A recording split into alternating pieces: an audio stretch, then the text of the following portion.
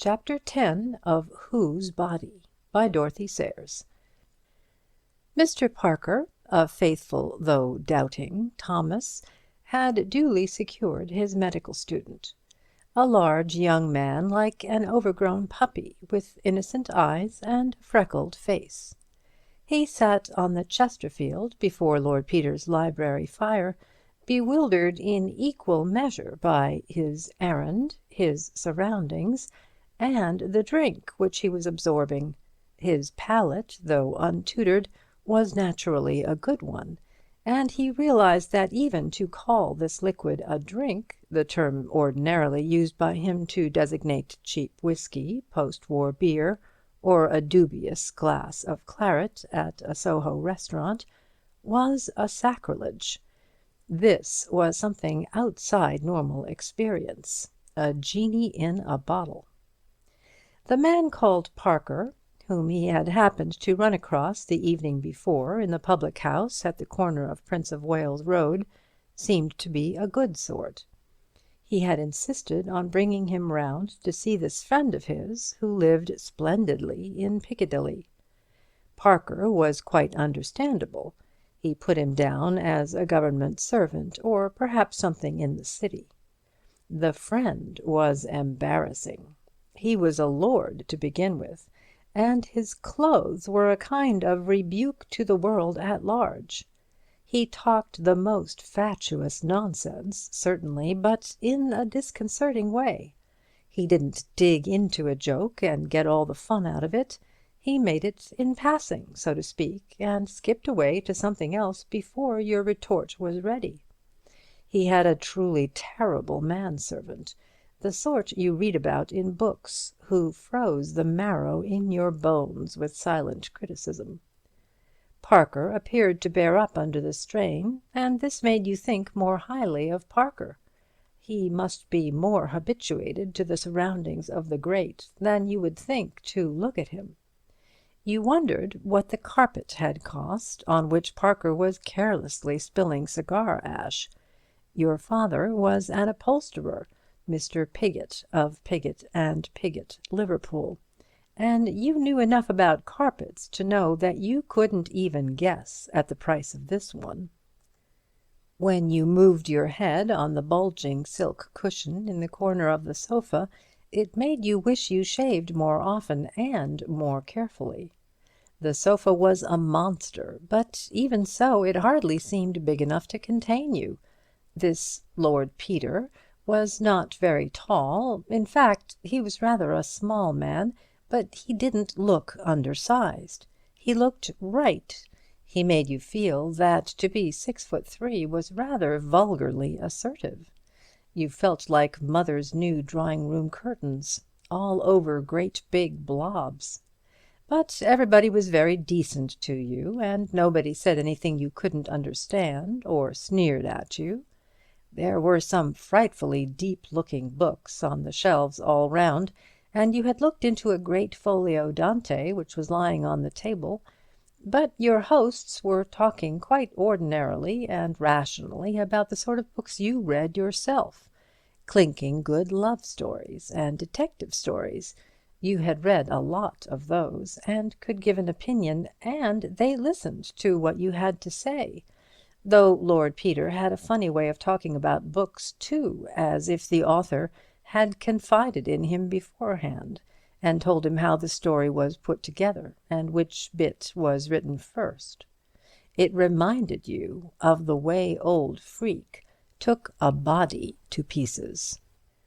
"Thing I object to in detective stories," said Mr. Piggott, "is the way the fellows remember every bloomin' thing that's happened to 'em within the last 6 months. They're always ready with their time of day, and was it rainin' or not, and what were they doin' on such and such a day. Reel it all off like a page of poetry. But one ain't like that in real life. D'you think so, Lord Peter?" Lord Peter smiled, and young Piggott, instantly embarrassed, appealed to his earlier acquaintance. "You know what I mean, Parker. Come now, one day's so like another. I'm sure I couldn't remember Well, I might remember yesterday, p'raps, but I couldn't be certain about what I was doing last week if I was to be shot for it."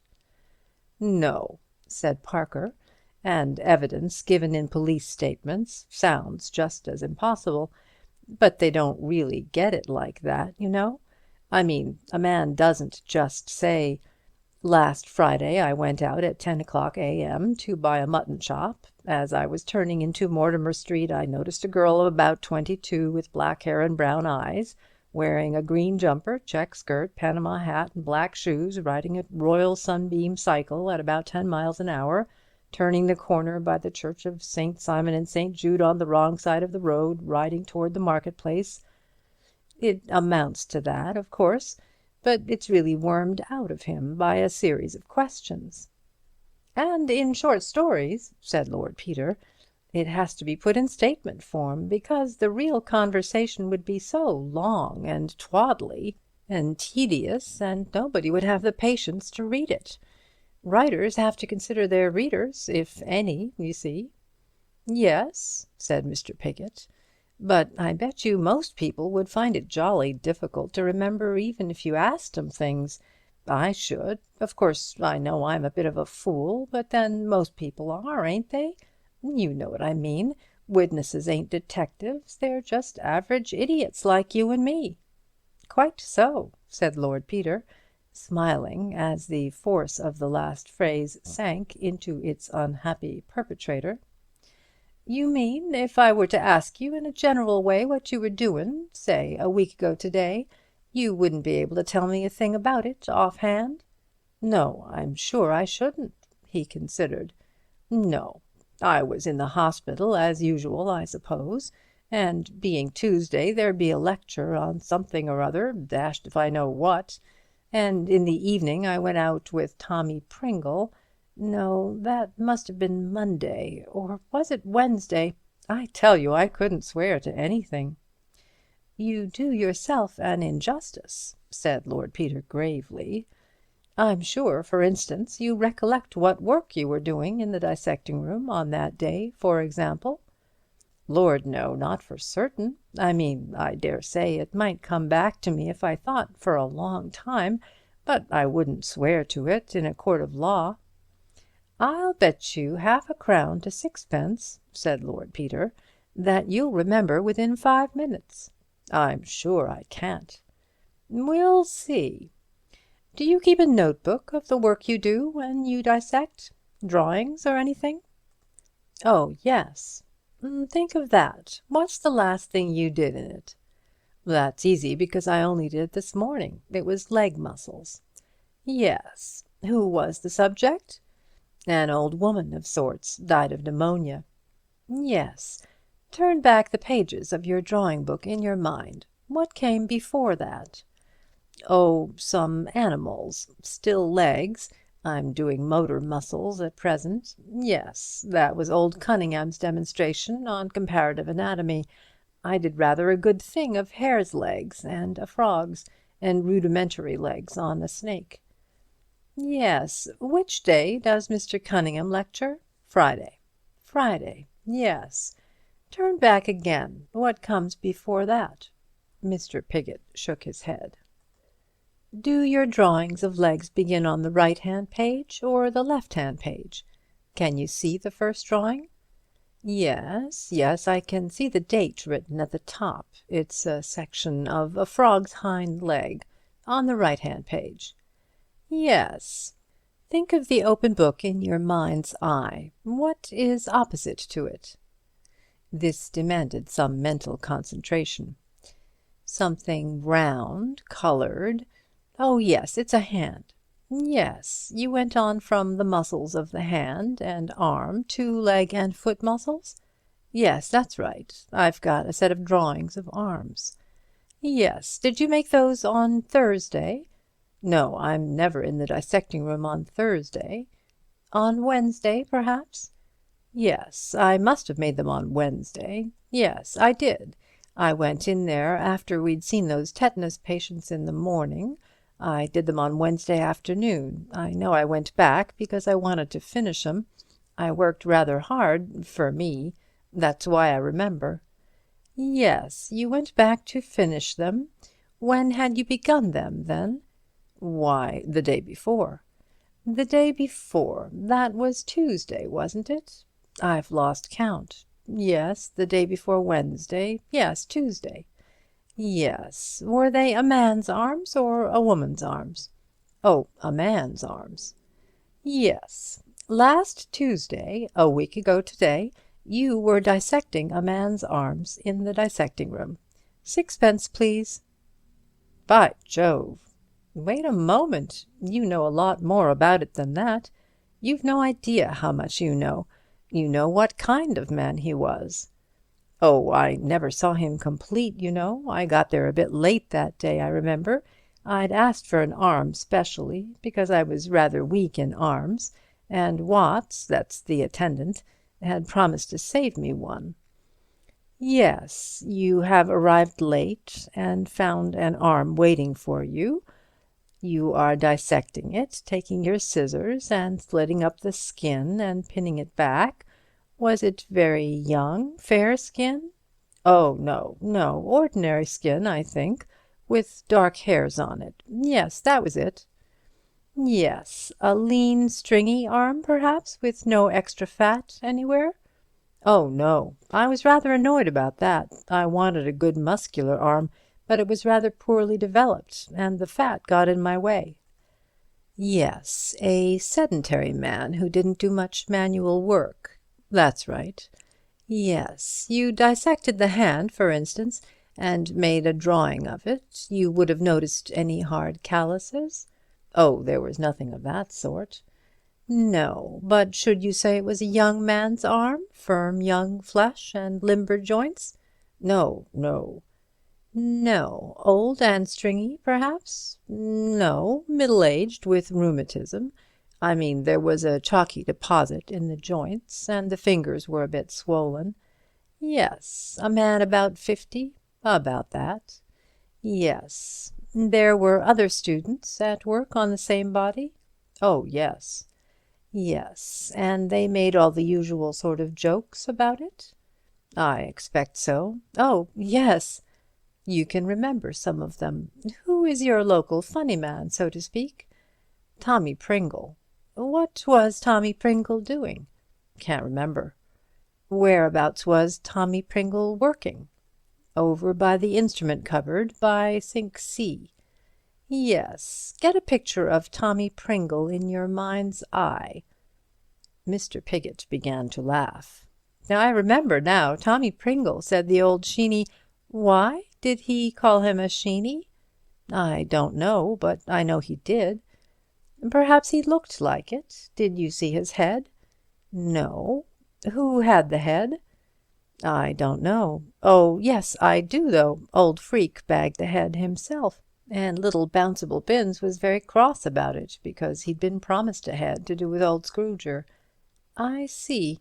What was Sir Julian doing with the head? He called us up and gave us a jaw on spinal hemorrhage and nervous lesions. Yes. Well, go back to Tommy Pringle. Tommy Pringle's joke was repeated, not without some embarrassment. Quite so. Was that all? No. The chap who was working with Tommy said that sort of thing came from overfeeding. I deduce that Tommy Pringle's partner was interested in the alimentary canal? Yes, and Tommy said if he thought they'd feed you like that, he'd go to the workhouse himself. Then the man was a pauper from the workhouse? Well, he must have been, I suppose. Are workhouse paupers usually fat and well fed? Well, no, come to think of it, not as a rule. In fact, it struck Tommy Pringle and his friend that this was something a little out of the way in a workhouse subject? Yes. And if the alimentary canal was so entertaining to these gentlemen, I imagine the subject had come by his death shortly after a full meal? Yes. Oh, yes. He'd have had to, wouldn't he? Well, I don't know, said Lord Peter. That's in your department, you know. That would be your inference from what they said? Oh, yes, undoubtedly.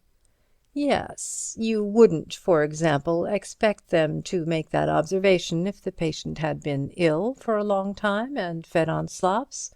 Of course not. Well, you see, you really know a lot about it.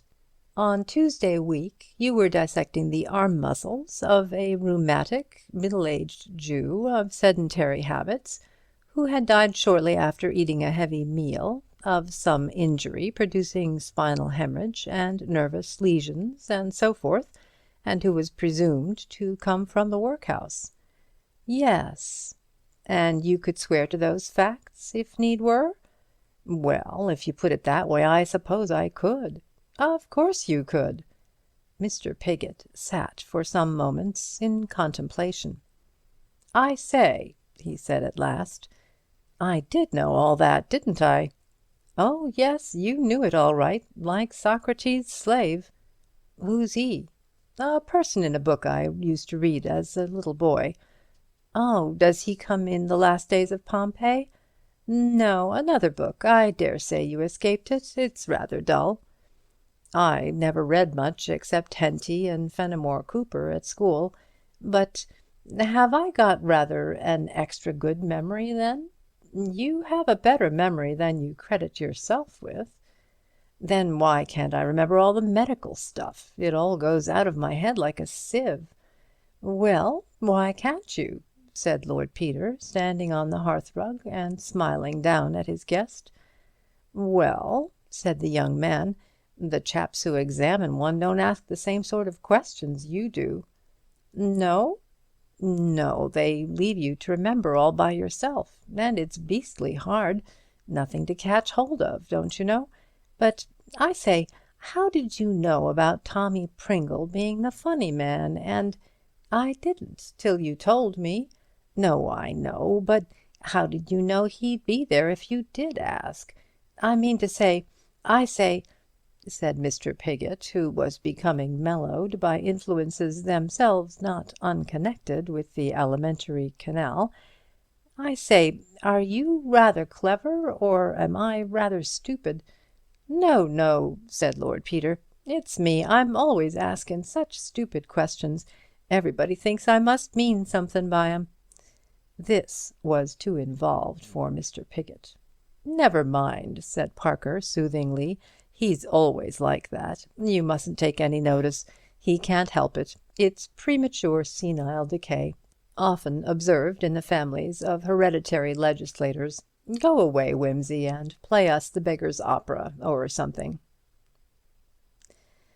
That's good enough, isn't it? Said Lord Peter, when the happy Mr. Piggott had been dispatched home after a really delightful evening. I'm afraid so, said Parker, but it seems almost incredible. There's nothing incredible in human nature, said Lord Peter, at least in educated human nature. Have you got that exhumation order? I shall have it to-morrow. I thought of fixing up with the workhouse people for to-morrow afternoon. I shall have to go and see them first. Right you are. I'll let my mother know. I begin to feel like you, Wimsey. I don't like this job. I like it a deal better than I did. You are really certain we're not making a mistake?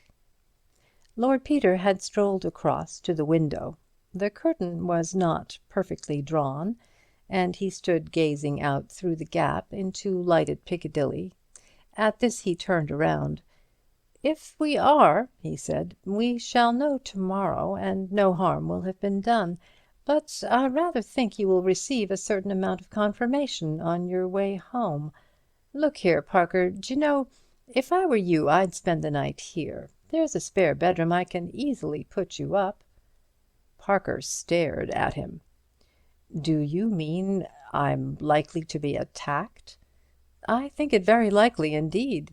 Is there anybody in the street? Not now. There was half an hour ago. When Piggott left? Yes. I say, I hope the boy is in no danger. That's what I went down to see. I don't think so. Fact is, I don't suppose anybody would imagine we'd exactly made a confidant of Piggott. But I think you and I are in danger. You'll stay? "I'm damned if I will, Wimsey. Why should I run away?" "Bosh," said Peter. "You'd run away all right if you believed me, and why not? You don't believe me. In fact, you're still not certain I'm on the right tack. Go in peace, but don't say I didn't warn you." "I won't. I'll dictate a message with my dying breath to say I was convinced."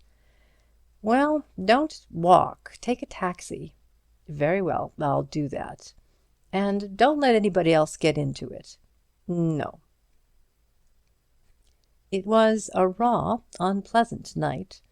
A taxi deposited a load of people returning from the theatre at the block of flats next door, and Parker secured it for himself.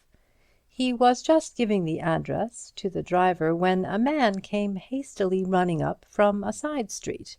He was in evening dress and an overcoat. He rushed up, signalling frantically.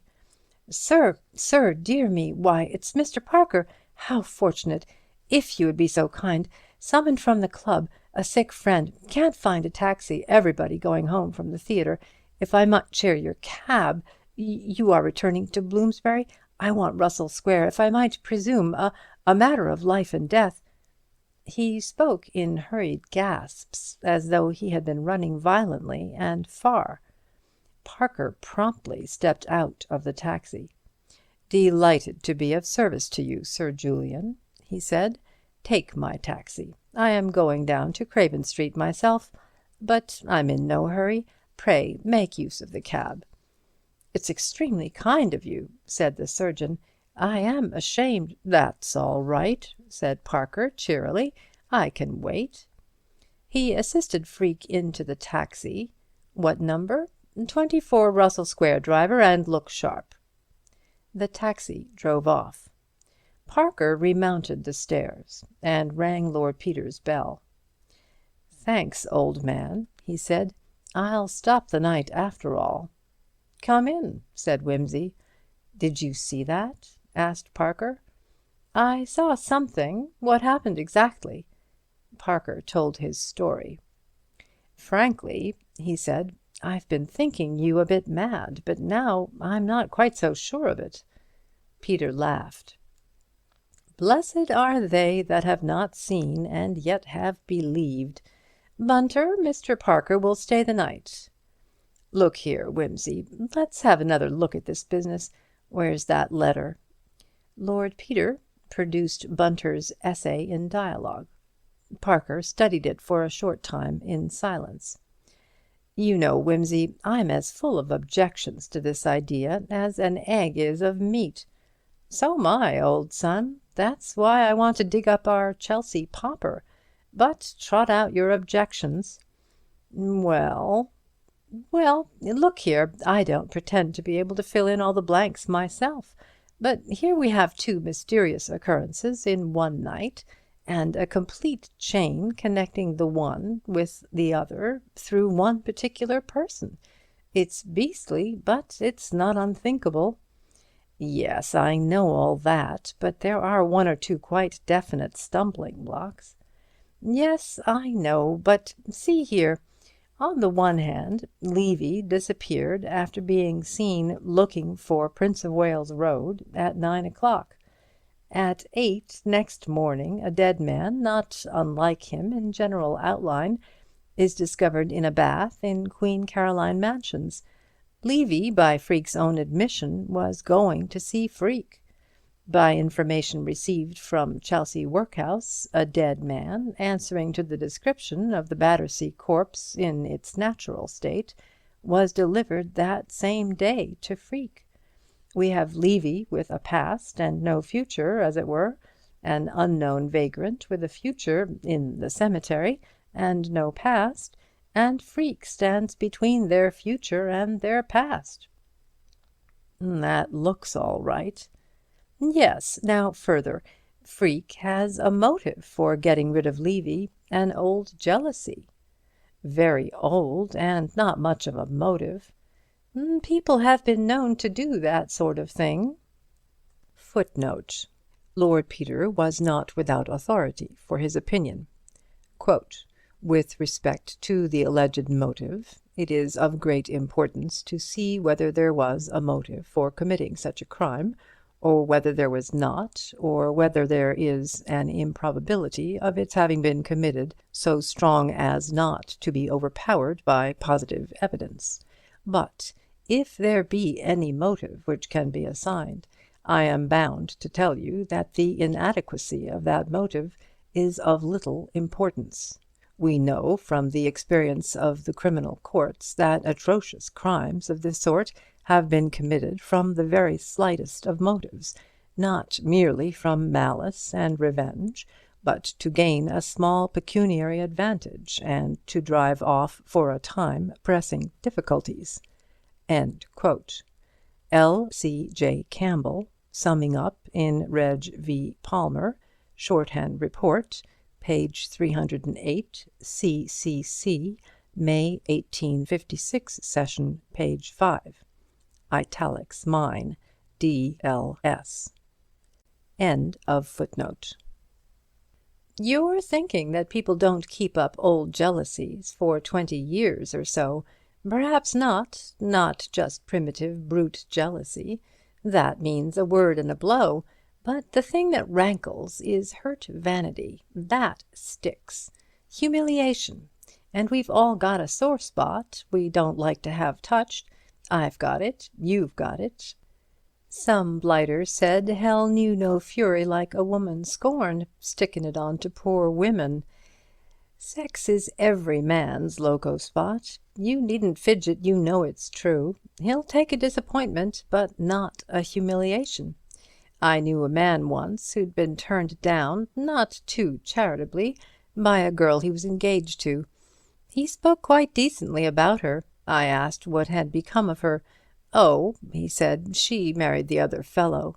And then burst out, couldn't help himself.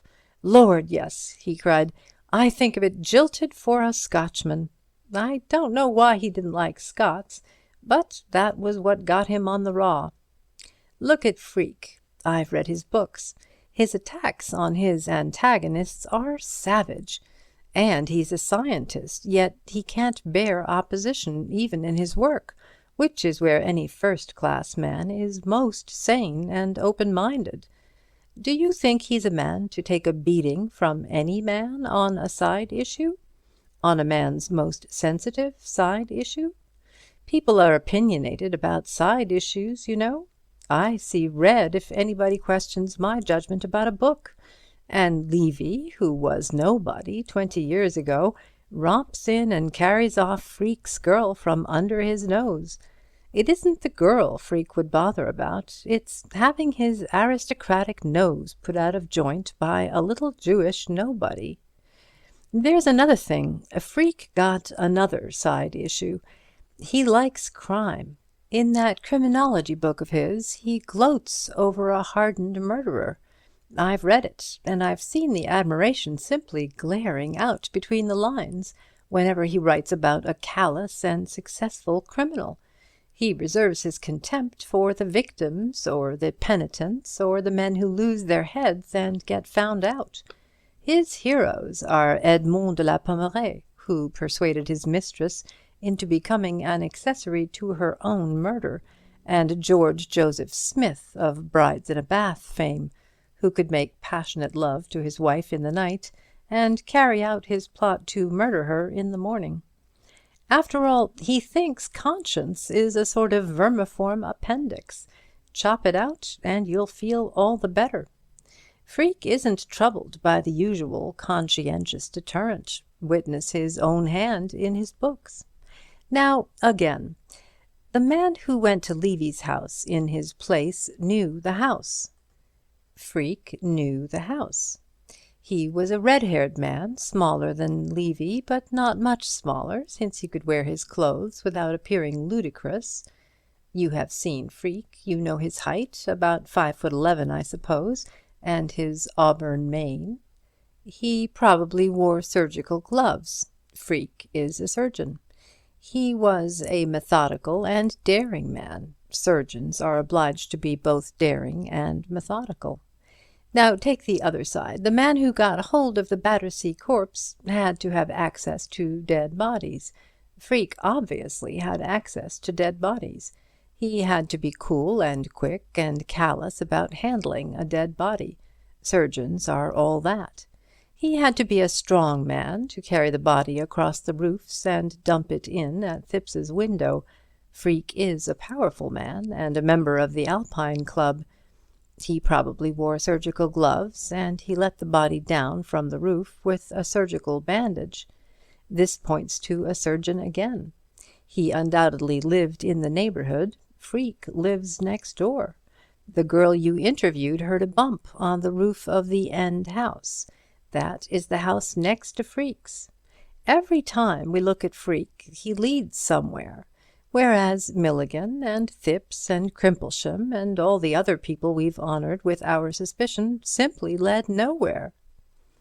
Yes, but it's not quite so simple as you make out. What was Levy doing in that surreptitious way at Freke's on Monday night? Well, you have Freke's explanation. Oh, rot, Wimsey. You said yourself it wouldn't do. Excellent. It won't do. Therefore, Freke was lying. Why should he lie about it, unless he had some object in hiding the truth? Well, but why mention it at all? Because Levy, contrary to all expectation, had been seen at the corner of the road. That was a nasty accident for Freke.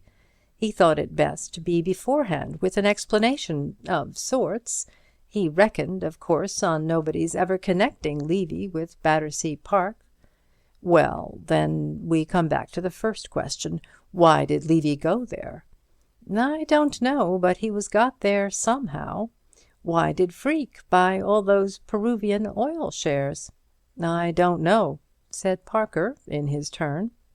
Anyway, went on Wimsey, Freke expected him and made arrangement to let him in himself so that Cummings shouldn't see who the caller was. But the caller left again at 10. Oh, Charles, I did not expect this of you. This is the purest suggery. Who saw him go? Somebody said good night and walked away down the street, and you believe it was Levy because Freke didn't go out of his way to explain that it wasn't. Do you mean that Freke walked cheerfully out of the house to Park Lane and left Levy behind, dead or alive, for Cummings to find? We have Cummings's word that he did nothing of the sort. A few minutes after the steps walked away from the house, Freke rang the library bell and told Cummings to shut up for the night. Then, well, there's a side door to the house, I suppose. In fact, you know there is. Cummings said so, through the hospital. Yes, well, where was Levy? Levy went up into the library and never came down. You've been in Freke's library. Where would you have put him? In my bedroom next door. Then that's where he did put him. But suppose the man went in to turn down the bed. Beds are turned down by the housekeeper earlier than 10 o'clock. Yes, but Cummings heard Freke about the house all night. He heard him go in and out 2 or 3 times. He'd expect him to do that anyway. Do you mean to say Freke got all that job finished before 3 in the morning? Why not? Quick work. Well, call it quick work. Besides, why 3? Cummings never saw him again till he called him for 8 o'clock breakfast. But he was having a bath at 3. I don't say he didn't get back from Park Lane before 3, but I don't suppose Cummings went and looked through the bathroom keyhole to see if he was in the bath. Parker considered again. How about Crimplesham's pince-nez? He asked. That is a bit mysterious, said Lord Peter. And why Thipps's bathroom? Why, indeed? Pure accident, perhaps, or pure devilry? Do you think all this elaborate scheme could have been put together in a night, Wimsey? Far from it. It was conceived as soon as that man, who bore a superficial resemblance to Levy, came into the workhouse. He had several days. I see. Freke gave himself away at the inquest. He and Grimbold disagreed about the length of the man's illness. If a small man, comparatively speaking, like Grimbold, presumes to disagree with a man like Freke, it's because he is sure of his ground.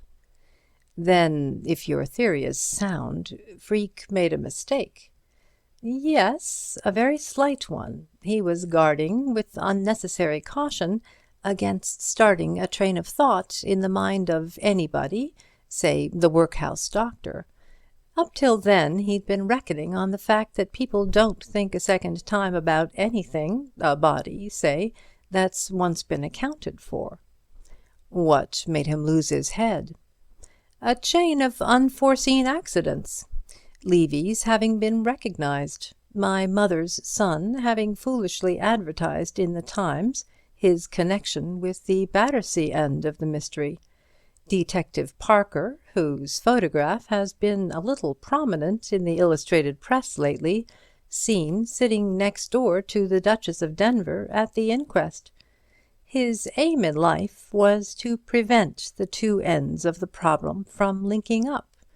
And there were two of the links, literally side by side.